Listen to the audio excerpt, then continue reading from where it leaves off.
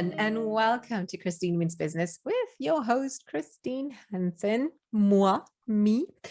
And I am your business consultant and coach. And this beautiful podcast is meant to help everyone who wants to grow, start, or pivot, or scale a business online. And so I always have a wonderful guest with me to share our combined knowledge, experiences, anecdotes, funny stories, lessons learned, all of it for your benefit. So today I'm joined by a friend of mine who who I've known for a long time. I've interviewed her for another podcast before as well. Her name is Stephanie Fiteni. She is a content marketing strategist and blog coach for coaches. And I cannot stress enough how important it is to have a blog. She is the creator of the Profitable Content Method and host of the Profitable Content Marketing Show podcast. She helps new as well as experienced coaches grow their website, blog traffic, and turn more leads into paying clients by showing them how to grow their traffic and book discovery calls on automatic. This helps them grow their business with less effort, which you know that I'm all about. Embrace your inner lazy and make more profit. So she can help you pin your niche, your ideal client, research your keywords, create funnels, content, and everything that will rank and convert. And we will talk about these terms in a little bit. She coaches clients on a one-on-one basis in small groups. She has online courses, and you can also book her to design your content strategies or as a guest speaker trainer. She helps 6 to 7 figure coaches grow their organic traffic through SEO consultancy, team training, and agency services. So a lot of experience here. And today we will particularly hone down on organic marketing and more specifically blogging and SEO. Now, Stephanie, first of all, welcome to Christine Means Business. Thank you, Christina. I'm happy to be here. I'm excited to hear what questions you're going to ask me. Oh, a lot. So the first thing is, and I'm quoting a client of mine here, is I hear so much about SEO. What exactly is it? Why is it important? So I think we should talk about this because personally, SEO is my very best friend. My other company that I used to have, Sleep Like a Boss, was grown pretty much entirely on SEO. The reason why I love it is because it's designed for lazy people, I feel, to some extent, and also for poor people. I'm saying with a bit of a laugh here, but it's literally the most affordable long-term content strategy, marketing strategy that you can implement. So tell us a little bit about SEO, or more particularly, how you as a consultant and coach got interested in the topic, because there's so many different avenues of marketing when it comes to digital business. What was it about SEO in particular? What does it actually mean that was interesting for you? Oh gosh. Okay. So how far back shall we go? Well, I actually started off in the industry as a programmer. When I finished university, I taught myself programming back in, I'm going to give away how old I am, back in 2001. And I actually qualified as a teacher. I actually used to teach children with autism, so completely different line. I couldn't find the button on the computer in my IT class. I was that bad. And then I started working with children with special needs, and they needed so much help with the tech. And I just started teaching myself programming and sort of connecting with all these programmers, and went on a course, and it was like me and 80 guys in those days. There were no women to be seen in the industry, which made me memorable. So admittedly, it wasn't just a disadvantage. It was actually an advantage, apart from all the mansplaining. And well, sort of, as I say, the rest is history. Then sort of, I started starting online projects. You know, I kind of started this sort of online business directory, and turned that into like a small hosting business, and later sold that. And then I opened my own agency with my husband. My husband has a background in branding, and he was a very well-known creative director locally. and he was not my husband yet, actually. He was my business partner first. And yeah, and we just set up this agency, and I used to take care of all the website. And then Facebook came up, and we started programming Facebook apps. I don't know if you remember, we used to create these Facebook apps in those days. I don't remember, funny enough, I mean, I was very early on Facebook. I was still at university at the time. So that was 2000. I was in London, so it must have been 2000. It was probably around 2011, something like that. I would have thought it was so there were these things. When there were all these competitions on Facebook, you could go to a page and there would be a competition and you could register for a freebie, and it would all happen on Facebook. Yes. I remember all the freebies and the giveaways and the stacks, like, or the advent calendars and things like that. Yes. That's right. So that was like programming. You could use what we call the Facebook canvas, and you could program. And that's what actually got me into marketing. So I got kind of drawn in, on the one hand, because I was a freelancer before I opened my own agency, working for all the large local agencies, and their marketing teams knew nothing about tech because there was, it was the changeover. So I was sort of always being sent to all these different meetings, and it's like I knew about online marketing more than these marketing people, because I used to devour books. I still do. And then sort of when we created our own agency, I kind of got drawn into this Facebook through the applications. But I must admit, I hated it. I hated the way you have to be constantly on Facebook. I hated how demanding social media was, and still is, even more these days, probably. So I did look for an alternative, and that's why I picked SEO, because obviously I had a technical background, and having come from an inclusion, a special needs background, I was always interested, and I learned programming for people with disabilities. So, for screen readers, which is basically SEO. That is so interesting. So before we continue, what does SEO actually stand for? Because I don't think everyone knows. No, indeed. In fact, I meet a lot of people that call it SEO. People get confused. But search engine optimization is basically small changes that we do to our websites in terms of tech, and also in terms of the text, so that search engines can understand your content and rank it in the first page, on Google mostly. I mean, we tend to optimize mostly for Google because then it's the smartest one. So it's like, doesn't really make any sense to optimize for, as we call them, dumber search engines, kind of. Google is definitely by far the best one, and it has most of the traffic. It's like 3/4 of the people on the internet use Google. So it's one of those things. It's like you have no choice in a way. There are certain parts of the world that have their own search engines, but it's kind of the same thing. The good thing about SEO is that it doesn't necessarily need to be technical. With the way, it's like 10, 20 years ago, you had to be technical to do SEO.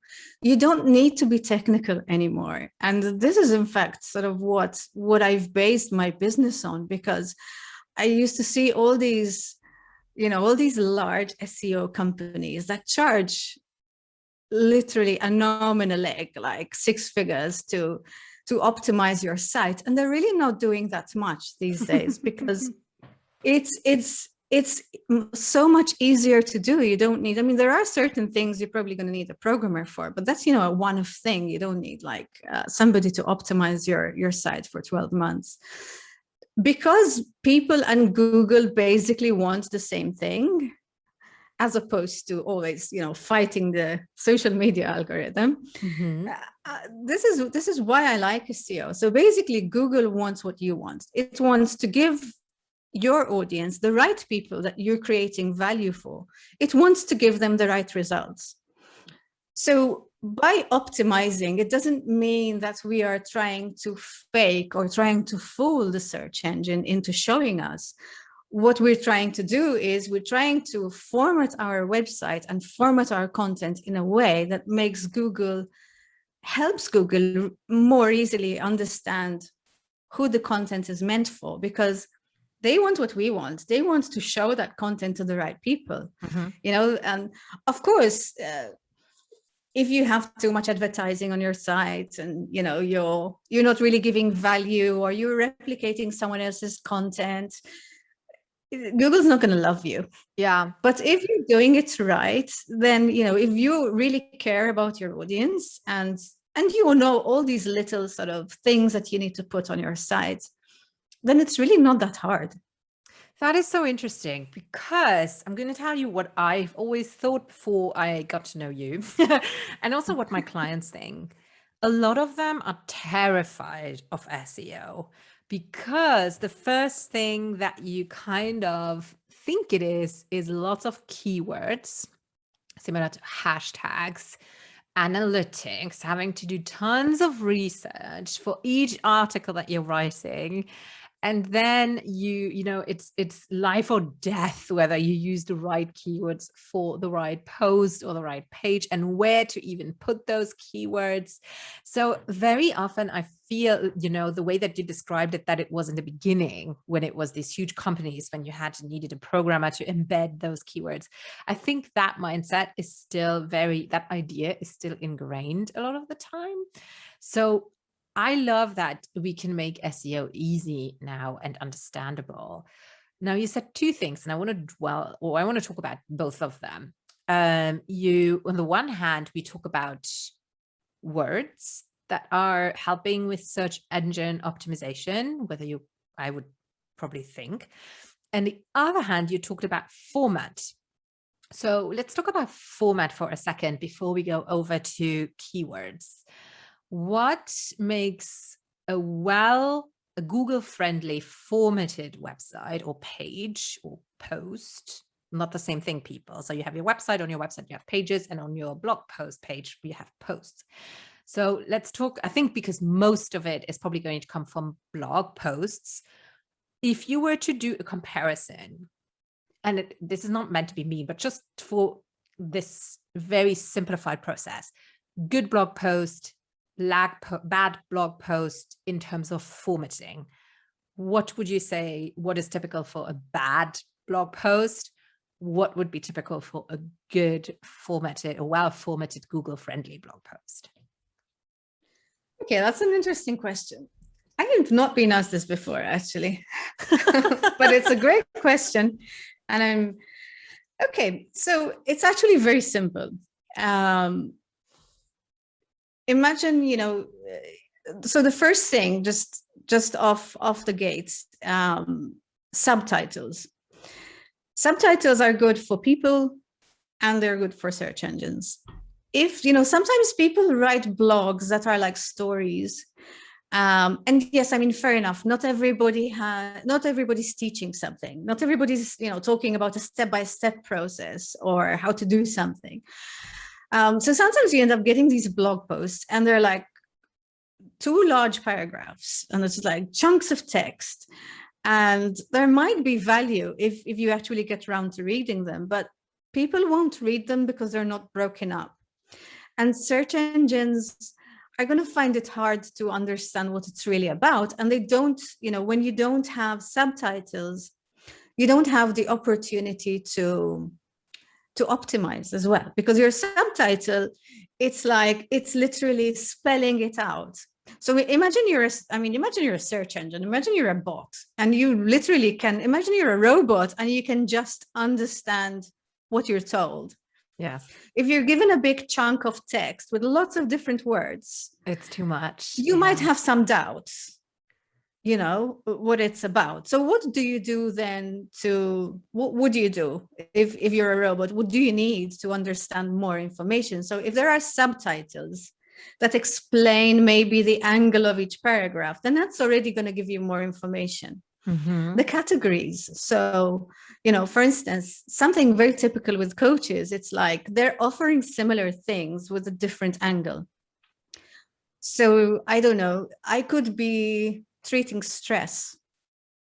So stress is maybe one of the topics that I write about a lot. But how are you resolving that stress? Is it about meditation? Is it about yoga? Are you prescribing medication? How are you resolving this? So that's going to make a big difference to the kind of searches you come up in. So as you can imagine, it's the layout of the blog, the information that you put in it, but also the context of the website. So you need to keep in mind that when you're not giving the bot enough information, it's going to look elsewhere. So you got to make sure that you're not misleading. Yeah, I agree. So we have subtitles, which I think like paragraphs, subtitles. Yes. This is a very techy question, but I've been intrigued by this. So when I'm on my website and I have a post, I have two options of doing my subtitles. Either I am in my text box. I use Elementor on WordPress. Okay. This is probably for most WordPress builders, actually, rather than maybe Wix, I'm not sure, or Squarespace.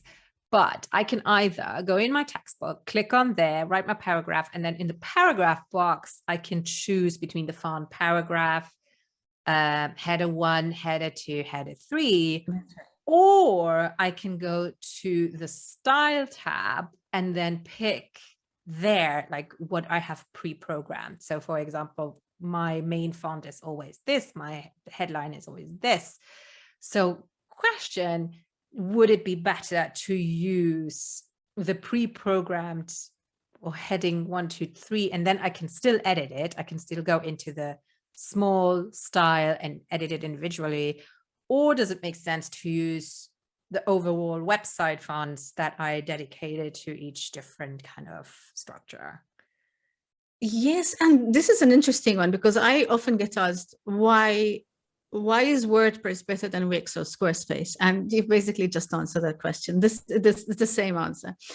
WordPress has this preset where you have your paragraph text, you have your H1, which is your main header, you have H2, which is your subtitle, you have your H3, which is your paragraph subtitles, and it keeps going down, H4, H5, and you have different styles. You can just choose them so easily.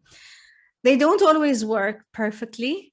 So it does help to have something like Elementor installed, which has its pluses and its minuses, because Elementor does slow down your site, and speed is actually an SEO. Interesting. Yes. Is an SEO thing. Especially with the EAT algorithm update last year, speed has become very important. So having these presets is much more important to use them. Now, I know that sometimes it can look a bit off. So, like the formatting of your blog post, you're like, oh my goodness, like my subtitles too big and my paragraphs titles are too big. So this is actually one of the few instances where you're going to need a coder. So what you can do is you can actually hire a programmer and say, can you please change my CSS, which is basically your style sheets in your theme and your styles, so that, when I use the appropriate tags, it actually looks pretty. Yes. So that is probably the easiest way. But to come back to your previous question, apart from the styles, and we said the subtitles and breaking down the paragraphs, which, for SEO purposes, usually would say they would need to be less than 300 words. So you don't want a 300-word paragraph. You want ideally 150, maximum 200-word paragraph. Again, it's also for people, because Google these days also looks at the page experience, they call it, which is again part of the EAT algorithm update. And it's like, the better it looks, the more it breathes, the more everything is laid out properly. the better it is for Google and the better it is for people. So like I said, Google is always on the user side. So you're not going to have any problems if you really try to cater to the user. An interesting one, which you don't hear a lot about, is the kinds of images that the bot likes. Now, if you use a stock image that has been used in another 1,000 sites, Google's not going to like that. Whereas if you try to create your own sites or pay for images, which is so much better, I mean, you can pay $1 through Canva these days, or you can get a membership on Shutterstock, and you use, more interesting, maybe metaphoric images. That's something people react to a little bit more. It does make a difference. It does make a difference for SEO. Definitely. That's so funny. I don't think we use any image, like we use, but it's graphics. Like, it's always tailored, like it's always me, my headshot with something else, like some other images in there. So it's really more because we also look at Pinterest and things like that. But it is interesting because something I noticed is that I was a contributor for Brains magazine for a year, which is like a Scandinavian online magazine. And pretty much all of their images were saying you can use Unsplash, or, a lot of them just use stock photos. And then I saw someone take a stock photos, but they used a cutout of themselves in it. And that is so easy nowadays with Canva. You just use the background remover and go. So that's what I was doing. And especially when you share it, you would get really, really good engagement. So it's so interesting that you said that, because I think there has to be a little bit more thought behind the image, specifically if you guest post in another online magazines, for example, maybe a little bit even more than your own blog, because your own blog can be branded to, obviously, to who you are. So that's really, really, really interesting. So it all makes sense to me. Other thing I wanted to circle back on is that you mentioned very briefly is categories. And I'm like, because I don't think that we have many. I'm not entirely sure. I think when I started out, I told my assistants we always have 5 pillars, because my method is 5 pillars. So always make sure that you take the category that this interview or this might belong to and put it into that pillar. And literally, when you do a post, you can choose a category and you can always find it again and pick the same one. Would that be what you were talking about when you talked about categories? Well, when we talk about categories in terms of SEO, we're talking about the way you're organizing the content, which is, the categories in the blog. Every blog has, these kind of buckets, which we call categories. The reason why I mentioned them is because the category that your article is in is going to make a difference to how Google is actually understanding the wider topic of the website.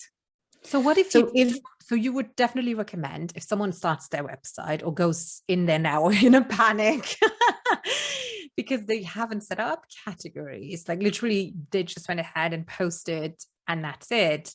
Would you recommend that you do that first, or that you do it in hindsight? How many categories? Where do you find those categories? Okay, so we're going to, first of all, we go back to the field keyword research. First of all, just sort of out the gate, keyword research is not complicated. I actually do like a couple of times a year, I do like a 20-minute free workshop. That's how long it takes to teach keyword research. The difficult part of keyword research, and the reason why a lot of SEO companies actually take ages to finally find the keywords that will work for you, is because they find it hard to connect it to the real human side of things. Well, so obviously, because they're like, the marketing avatars, usually there's a bit of a disconnect between, tech people and marketing people. Yeah. It's quite funny, because when I used to work in the agency, and a lot of our clients were actually tech companies, and I used to be, called in to do the inbound marketing strategy and the blogging strategies and all of this. And usually the main problem was simply because tech and marketing speak a different language. Yes. So they needed someone to go between in reality, because they both want the same thing. But they would just use a different word or term to look it up, probably. So the thing is that, marketing is usually afraid of tech. And we, as marketing people, we tend to look at the human side. So we are, we're on social media, we understand. In the cases of, coaches and online entrepreneurs, we're working with our clients. We know our clients well. We know the human side, but we're scared of the technical side. Whereas the technical people are different. They know the technical side. They don't really want to spend the time to really understand. They would rather test instead of really go deep and make sure they've got the right keywords right away. So this is basically what I've done in my system. I've just sort of overlapped these two things, and it works really well for small sites, because, when you have a small site and you're doing SEO yourself, you don't want to spend years trying to rank different keywords to see what works. You want to do the marketing research. You want to get your ideal client avatar right from the very start. You want to get your keywords right from the start, because that could also affect the kind of offers you come up with. And because it validates, it tells you what people are looking for. And coming back to the keywords, it's the categories that we mentioned before. Your categories are actually keywords, but there may be keywords that are industry keywords, so generic kind of thing. So let's take my site as an example. For instance, I write a lot about blogging for coaches, marketing for coaches. But then if you take a look at my categories would be industry. So for instance, like blogging, content marketing, and digital strategy. So when Google takes a look at the wider picture of my site, okay, I'm talking about all these things that coaches do, but it's within a digital marketing kind of. So that helps it to immediately put it into one batch. That's right. I need to add digital marketing to my keywords for sure. And the thing is for coaches, this is really important, because they're giving a lot of coaches, especially life coaches, business coaches, they tend to talk about the same thing, but in a different context. Yes. It's like the wider context is different. The way you resolve it might be different, but you're talking about the same struggle. Yes. So, and that really helps you filter people as well, because, when you go to a site, like if someone comes to my site and, maybe I have articles, for instance, about how to set up an online coaching business. But maybe they were looking for a business coach, not a marketing coach. Then they're going to realize from the context of the website that, this is not the right kind of match. You know what I mean? So search engines work pretty much in the same way. I think this is super helpful. Like literally you imagine a little Wally and you want to give him as many little like Hansel and Gretel kind of breadcrumbs to understand what you are about, in order to be shown to as precisely the people who look at precisely what you're talking about. I think very, very, very helpful. All right, we've covered a lot. Like we literally covered formatting, we covered keywords, speed. There's so much more to learn, but unfortunately don't have more time. Now, Stephanie, I know that you have a free gift for us, which people can get at your website.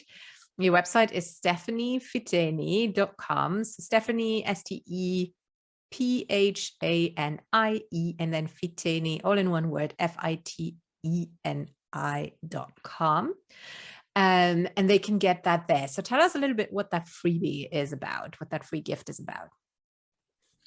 So it's called 10 Steps to Get More Leads from Your Website and Blog. And it basically just goes through a few steps that you can do, like to tweak your website a little bit and improve the way it's getting your more traffic and more leads. And yes, it's mostly about SEO, but again, it does promise a tech checklist, but it's a non-techie tech checklist. I love it. It's, so if you have access to a WordPress dashboard, or if you have access to the dashboard of your site, you should not have any problems doing this yourself. Wonderful. It's not, it's nothing highly technical.